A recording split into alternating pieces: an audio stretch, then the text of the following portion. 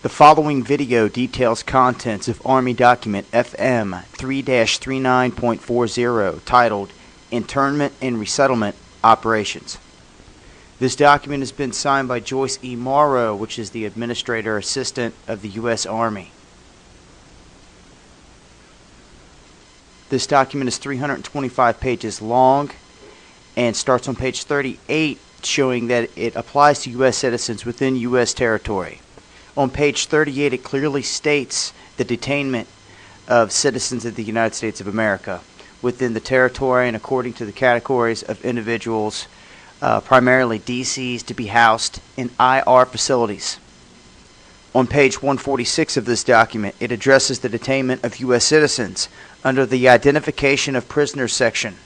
It states that the first, last name, and middle initial must be put on the first line, and that the prisoner's social security number must also be taken. Prisoners are given a registration number. 2 profile pictures are taken from the front, and fingerprints are taken according to AR 190-47. Included in these operations are organizations such as the Department of Defense, Department of Homeland Security, FEMA, and the United Nations. On page 56, it states the duties of the Psychological Operations Officer, which identifies trained agitators and political leaders within the facility who may try to organize resistance or create disturbances, to develop and execute indoctrination programs to reduce or remove antagonistic attitudes, identifies political activists. On page 281, it goes into even more detail on how these PSYOPs are used to pacify the population and to ensure cooperation. Now on page 238, it gets into the conditions for the use of deadly force in the camps.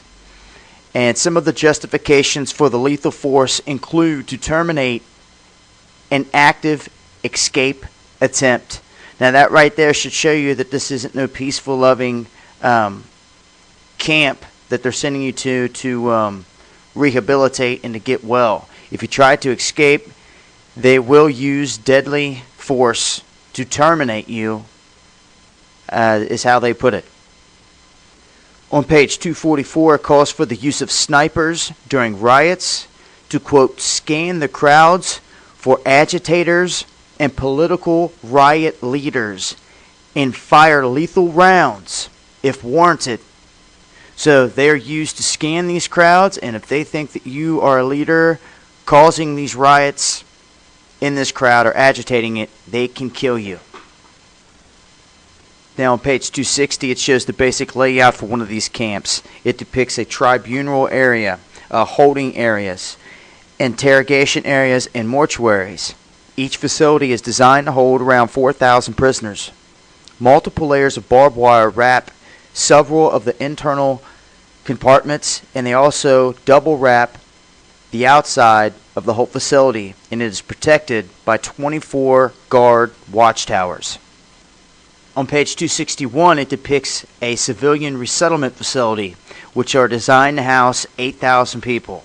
These facilities come with double barbed wire fencing around it with 16 guard towers of its own. Page 262, it shows us what the layout is for the facilities for non-compliant prisoners, designed to hold up to 300 prisoners with interrogation centers, and is guarded by 13 guard towers. Now, there shouldn't be any question as to validity of some of these camps because we've seen them. Every camp is different. They are all across the United States, and the more you know, the better your chances of survival are. That's why we put this information out there in hopes that you share it with your friends, your family, with military, with people that are inside the police force, within your town, within your community. Just to put these facts out there. These are downloads. I'll leave you links. They come from transcripts from official Army documents that show the layout of these facilities. And if that wasn't enough, they are even on GoArmy.com. They are putting up ads for jobs for these positions, which I will show you here in a moment.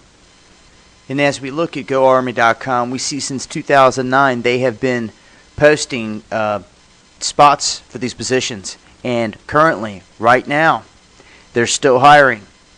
Internment Resettlement Specialist, 31E.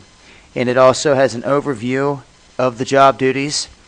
And you will have supervision of confinement and detention operations, external security to facilities, counseling and guidance to individual prisoners within a rehabilitative program, records of prisoners and internees and their programs. Keep in mind this was drawn up in 2010 and it was just recently leaked, and this is pre-NDAA, so before the National Defense Authorization Act. This was drawn up, and you will have a tribunal of people which you do not even know within this camp decide your fate and your future. Shout outs to Storm Clouds Gathering for their work on this, and they're passionate about this, and so am I. And if you are, you can share this with your friends, family, military, police, everyone in your community, all over Facebook, YouTube. Get the word out there. Let the people know this is real. This is what's going on. And spread the word. Knowledge is power.